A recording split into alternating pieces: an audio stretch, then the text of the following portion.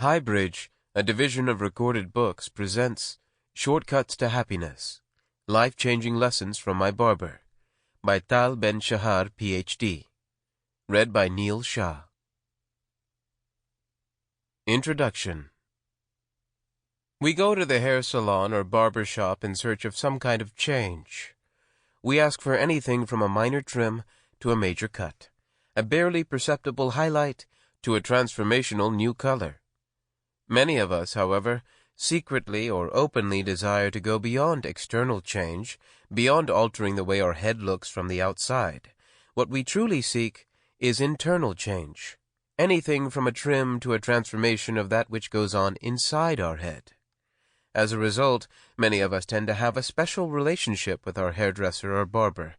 We freely share our cares and concerns, our sorrows and secrets, as we seamlessly extend the trust we have in their adept hands, swinging sharp scissors, to an overall trust in them. And when our defenses are down, when resistance is gone, when the wall separating us from the world collapses, it is then that we are ready to listen, to grow, to learn. This book is about the big lessons I learned from my barber, Avi Peretz, who for almost 20 years has been working in the same small salon in a small neighborhood in Ramat HaSharon, a small suburb of Tel Aviv. The salon is a well-known fixture in the local landscape, located in the neighborhood center, alongside Café Caramel, Yuval's convenience store, and Yaakov's grocer. Together, these entities encircle an area paved with large tiles, unevenly spread, some of them broken. A wooden bench that was once green, now worn out by the harsh Mediterranean sun, and a few dozen postboxes, each belonging to a family living nearby. Witnessing this all is the old tree with roots bulging out of the paved floor, providing shade to the grown-ups talking about their new startup, the children playing tag, the cats and dogs and pigeons coexisting peacefully. In the midst of all this, Avi's salon is a gathering place that provides women, men, and children living in the neighborhood much more than a hairdo. His relaxed manner and generous hospitality, his wit and wisdom, affords people just what the fast-paced, high-tech, postmodern world lacks. I had been going to Avi for a haircut since 2010, shortly after returning to Israel from the United States. And though I always enjoyed my time in the salon and always learned something from Avi, it was only in 2014 that I started to take notes, to document the lessons I learned each time I visited. It was 10 years earlier, almost to the day, that I submitted my doctoral dissertation. Whether this was a coincidence or a carefully orchestrated move by my subconscious, I don't know. But the point is that since 2004, when I completed my academic training, I had a persistent desire to return to school, to learn in a formal setting again, as I had done for most of my life. And while I continued to read extensively after graduating, I missed the face-to-face learning I had been accustomed to as a student in a classroom. Starting to write this book was my formal return to informal education, only instead of a classroom, I attended the salon. Instead of a professor, there was my barber. The lectures were short rather than long, with silence creating space around the words that were inspiring and thought-provoking, that communicated little theory and much practical wisdom. In this book, I try to convey the spirit and substance of Avi's teachings as I encountered them. Toward that end, the chapter progression is chronological, which means that some topics are addressed more than once at different points throughout the 2 years. Were I writing a traditional book or offering a traditional course, these chapters would have been in close proximity to one another, but I felt that going the traditional route would have taken away from the spirit of Avi's teaching, a spirit that is organic, natural, free of constraints, aligned with the way life unfolds. I recommend that, to make the most of this book, you take your time listening to each chapter, and, after listening to the end of the chapter, spend a few minutes doing nothing, reflecting in silence, letting the ideas sink in. After you're done listening to the book, dedicate a few minutes every day to listening to a single chapter and applying its insights throughout the day. You can listen through the chapters in sequence, starting at the beginning. You can pick your daily chapter, or you can randomly choose, book an appointment with fate, and maybe discover a shortcut to happiness. On beginnings and what really matters. It was March 14th, 2014. I was going through a particularly difficult period, drowning myself in existential angst over the big picture questions. I had just finished teaching an intensive year-long program in positive psychology and felt the emptiness that often follows an emotional high. What should I do next? What do I want to do with the rest of my life? Am I making a real difference? Does any of it matter? And, to make things worse, I was about to board a long flight to China to deliver another lecture, and I couldn't help but think of Sisyphus, who has just reached the peak, only to be summoned to the foot of the mountain once more, to go through the motion once again, and again, and again. I also desperately needed a haircut, so a couple of hours before I had to leave for the airport, I went to my barber, Avi Peretz. As I was waiting on the sofa in his salon, I heard a female client ask Avi whether he had already received his pilot's license. Avi responded that he hadn't. When it was my turn, I couldn't help but inquire further. "I didn't know you were working toward a pilot's license." "Yes, I did it because I thought it would be the answer to the emptiness I experienced sometimes. There were, in fact, many other things that I thought would fill me up, but I realized that I was looking in the wrong places." "So what does fill you up?" "The little things that are right here." He pointed with his hand, the one without the scissors, to the ground where he was standing. "It's right here. Not up there or out there." "What are those little things for you?" I asked. "Oh, it's the usual stuff. Spending time with my kids, listening to music, going to the beach." He then smiled and added, "Talking to my clients." Being reminded of the value of the usual stuff shifted my focus from fretting over the big questions to appreciating the little answers, as I'd recommended countless times before, and was in fact about to lecture on the following day. I felt much better leaving Avi's place than I had entering it, and it cost me only 70 shekels. Plus, I got a free haircut for it, too. This was not the first time that Avi made me feel better, and I know that other clients of his have had similar experiences. I also know that I am not alone in receiving valuable, potentially life-changing advice through unexpected day-to-day conversations with a barber or a taxi driver, with a gardener or the cashier at the local convenience store. These words make a difference, and can make even more of a difference if we pay close attention to them, because they remind us of common-sense solutions to our universal human problems, the shortcuts that are right in front of us, but that we often forget or neglect. The French philosopher Voltaire once quipped that common sense is not so common. Walking home after my haircut, I resolved to make Avi's common sense more common, so that I could refer back to it in times of need, and so that others, who are not privileged to have him as their barber, could enjoy his wisdom. On growing through hardship. Avi grew up in Jaffa, one of the most ancient cities in Israel and the world. Because of its strategic location on the Mediterranean, overlooking the coastline to the north and the south, Jaffa was the site of much fighting, as well as flourishing.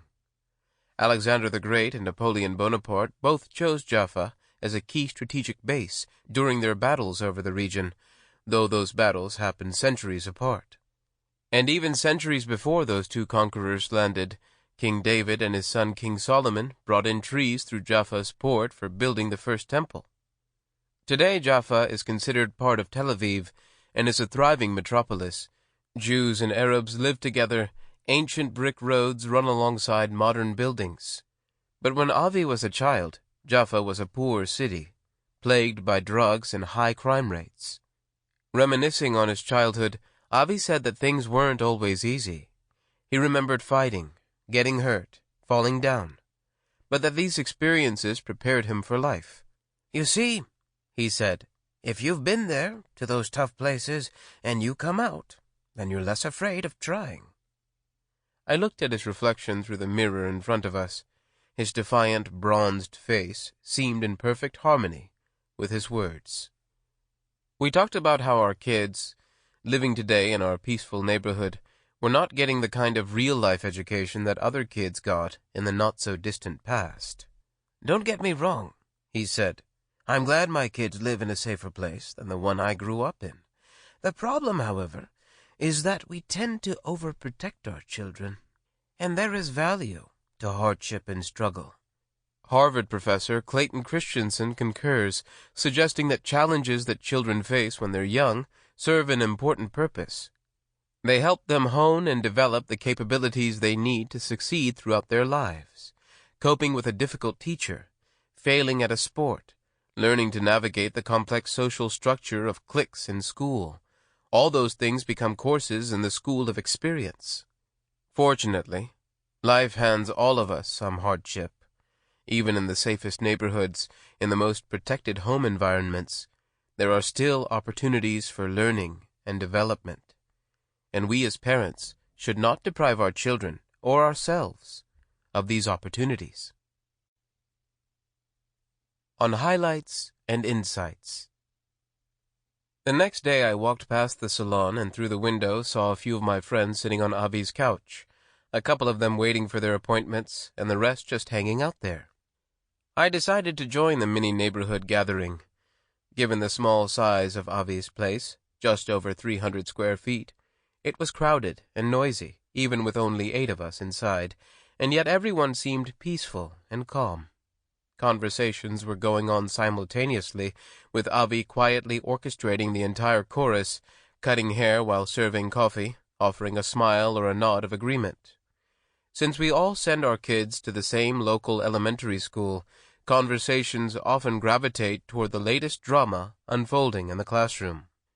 This time, one of the fathers complained about his 11-year-old daughter being left out of a WhatsApp group and how hurt she was.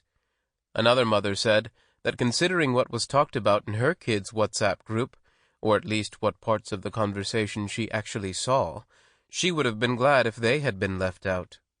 We went back and forth talking about how the simple act of talking has changed so much from when we were kids, and how much easier it is for children, and even adults, to be rude to each other thanks to social media. Avi had until then been quiet, precisely folding squares of silver foil highlights over strands of one mother's hair. I wasn't sure whether he was listening to us until he broke his silence. "I told my kids that each time they hurt someone, whether virtually or face-to-face, they poison their body." He paused as he took hold of another chunk of hair for the foil, then added, "I tell them that I sometimes hurt other people and poison myself too. But I'm always working on becoming a better person." The commotion continued, each parent offering his or her own tips, but Avi's words stuck with me most. He'd said so much. First, he explained to his kids that when they put others down, they were paying a personal price, poisoning themselves. Avi had distilled into a single sentence a vivid depiction of our innate moral sense, a topic on which volumes of philosophical and psychological literature had been written, arguing that with the exception of psychopaths, we all pay a high emotional price when we hurt others. Second, Avi offered himself as a role model for his children, not a perfect and unattainable ideal, but a fallible human being who's aware of his own potential for development. To become better, children need that kind of role model. Adults do, too. On vacation. Every few days, Avi's salon would receive a new bouquet of flowers that filled the room with their scent and beauty. "These are gorgeous," I said while admiring the latest delivery. "And they smell great." Their fragrance displaced some of the oppressive heat that signaled the beginning of summer. "They're white lilies. I was planning on a trip to Thailand this summer, but I have too many family and business obligations right now and can't get away. So instead of going to Thailand, I brought a piece of Thailand to me. We don't always need to travel to enjoy the best vacation spots our world has to offer." It suddenly dawned on me why I was spending so much time in Avi's salon. It made me feel like I was on vacation. A simple haircut appointment could transform into a sensual experience, similar to one we'd associate with being on a long break from our day-to-day reality in some exotic location. Joining the perfume of flowers, the smell of the freshly brewed coffee invites the clients to slowly sip and savor. The gentle scalp massage that accompanies the shampooing adds touch to the mix. In the background, bringing it all together, the ever-present sound of scissors tapping blends perfectly with the flow of conversation and rhythm of Latin music pulsing through the speakers.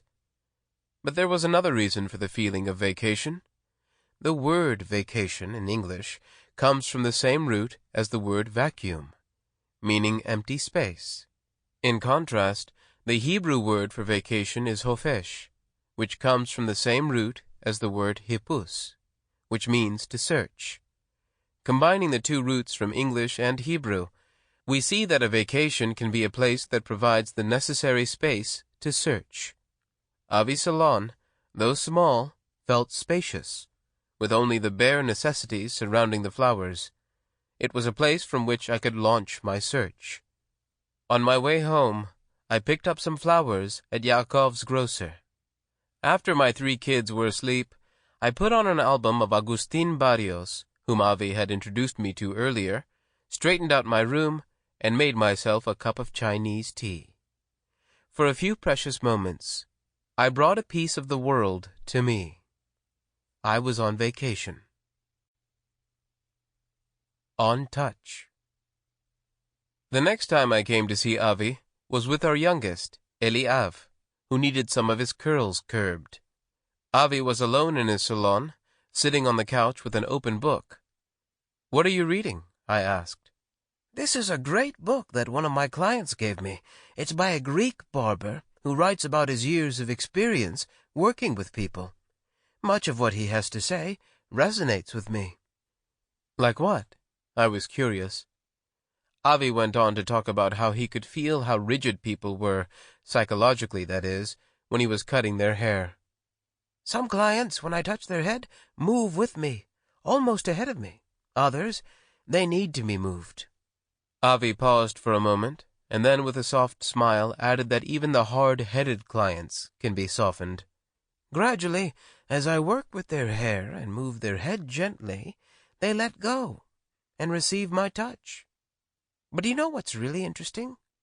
"What?" I asked, while trying to figure out whether I was one of his hard-headed clients.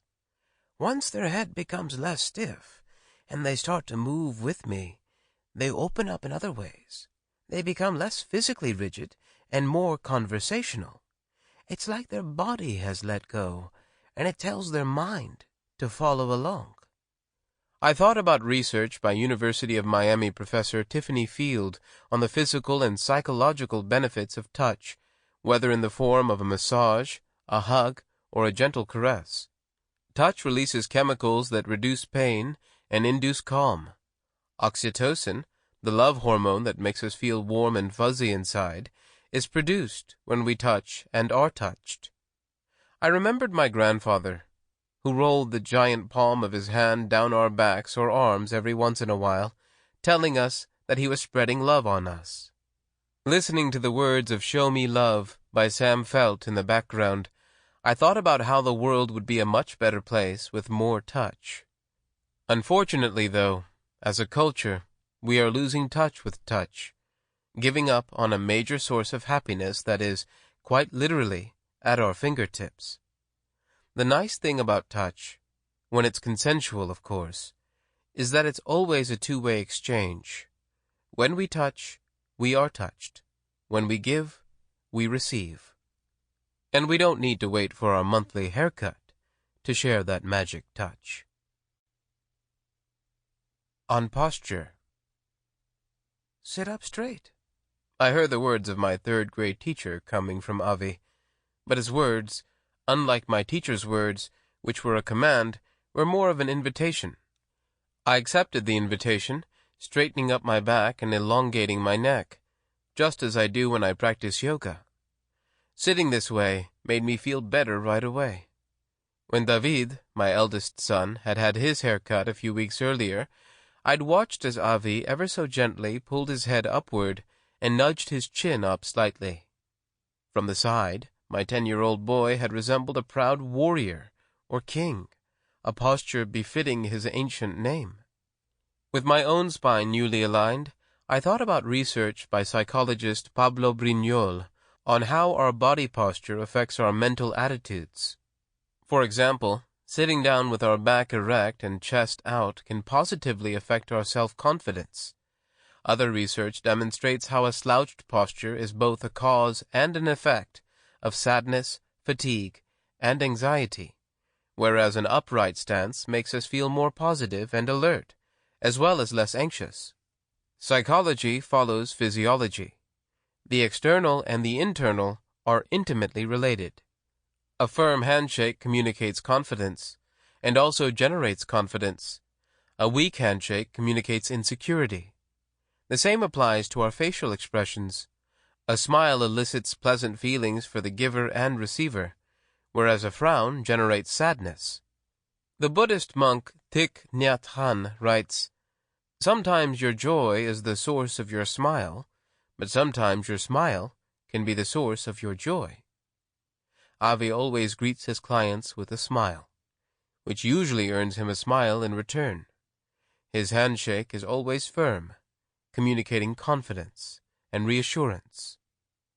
As I sit in my office right now writing, I hear Avi's instructions to straighten my back, to lengthen my neck, to push my chin up ever so slightly. On generosity. Avi was never into soccer, but in solidarity with his 12-year-old son, who was one of the top players in our kids' school, Avi began watching the World Cup, taking place that year in Brazil. His vicarious interest in the game was enough for me to justify unloading my excitement over the match between Ghana and Germany, 2-2 final score, when I walked in with my daughter, Shirel. "Avi, did you watch the game yesterday? It was one of the best I've ever seen." "Yes, Tal. A great game," he said. But he seemed to dismiss my enthusiasm more quickly than I would have liked. Moving on to more familiar and comfortable territory, he asked, "Would you like something to drink? Here, Shirel, I brought these amazing granola cookies this morning from Eres Cafe. You must try them." Extending the buffet of hospitality, he pointed to a platter of fresh fruits on the counter. "Have some grapes. They're incredibly sweet." As we were sitting on the couch, munching, the phone rang. I understood from Avi's end of the conversation that whoever had called was going through a difficult time. Before hanging up, Avi said, "Just stay by the cafe across from the roundabout. I have 2 clients waiting, and I'll come by as soon as I'm done." This was the middle of a busy day, but a friend was in need, which to Avi trumped everything else. I have no doubt that Avi's charitable nature contributes significantly to his happiness.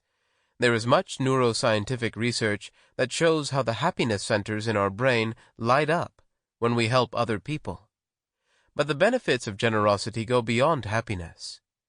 A few weeks earlier, when Avi and I had been chatting about what it takes to succeed in business, he'd said to me that he believed that generosity was the secret to abundance, material and emotional. For Avi, unlike for French sociologist Émile Durkheim, there was no clear distinction between the mundane and the spiritual, the profane and the sacred parts of our lives. He treated the words of a friend talking about personal issues with the same reverence as the prayers uttered in Darchai Noam, the Reform Synagogue and Ramat HaSharon that he attended during the high holidays.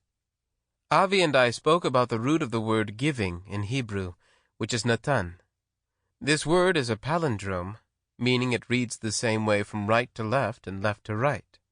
It's probably not a coincidence, as giving works both ways.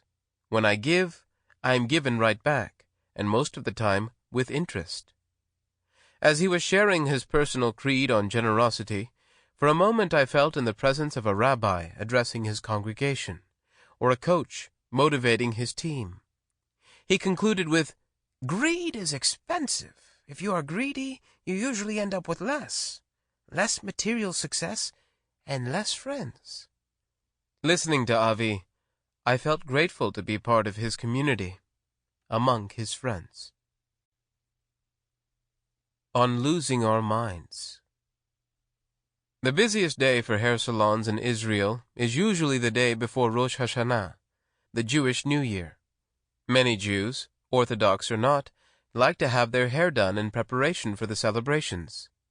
I just didn't have time before the holiday that year, so I went for my haircut the day after Rosh Hashanah. And to my delight, I found Avi alone in his kingdom. By avoiding the crazy busy rush a few days earlier, because of my own crazy busyness, I realize, I was gifted the rare luxury of having Avi all to myself. It's also a rare luxury when a piece of music that I hear for the first time gives me goosebumps. But that morning, as I walked into the near-empty hair salon and heard Gnarls Barkley's Crazy playing overhead, my body reacted immediately. When the song ended and I recovered my vocal abilities, I asked Avi where this magical song came from. Oh, it's been around for years, but I hadn't heard this slow version until this morning, and I immediately added it to my playlist. Amazing, isn't it? Since there was no one else in line, Avi suggested we listen to it once more before starting the haircut. So for 5 minutes, we just listened to the slow, soul version of Crazy, which transforms the process of losing our minds into a blissful escape.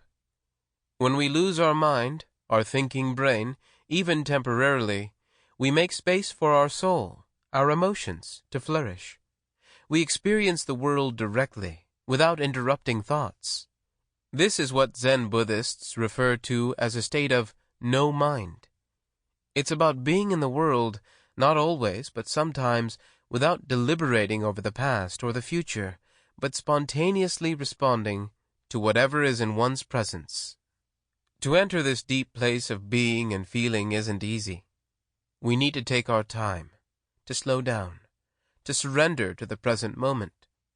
We can do so as we observe our breath, or look into our lover's eyes, as we leisurely walk outside, or listen to a song for a second, third, fourth time. And when the music ended, Avi took his time to work on my head, to catch me up with all the others whose hair was ready for the new year ahead. On business. I'm opening a new business, Avi declared to me one day. I came across this new dye, and I'm going to import it here. He pulled out his phone and showed me a YouTube video demonstrating a mild coloring product that could be used frequently without damaging the hair or scalp. It doesn't contain all the chemicals that most hair dyes we have here do. Seems like it has real potential, Avi. Then I remembered, I just met the CEO of an internet marketing company who might be able to help you on the digital side as you're starting up. They use some of the advanced analytics tools that major search engines offer to identify the right market segments for different small businesses. Avi paused for a couple of seconds before he looked at me and said, Thank you, but actually, I was planning to take a different approach. What's that? I know all about the power of social media and online networking, but I personally prefer the more traditional way of doing business. What do you mean by traditional? I'm going to go directly to hair salons. They are the best places for getting to know and to understand the clients and their needs, whether they need my product or not. It had been over 10 years since I graduated from business school and heard a professor lecture on sales and marketing, but here was Avi teaching me again. When I think about a business, I don't just think of the bottom line. It goes without saying that making a profit is important. However, it's not the only thing that matters to me. A good experience, for my customer and for me, is an essential part of a good deal. Avi went on to explain that in neither business nor life as a whole was he keen on the impersonal data gained through mass analytics, nor was he interested in social networks that comprise virtual friendships and trivial likes. I want to gain deep knowledge through real relationships, he said. That's how I've always run my salon, and that's why it feels like home to so many people. He gestured toward the couple sitting on the couch, enjoying the day's off. Sample complete. Ready to continue?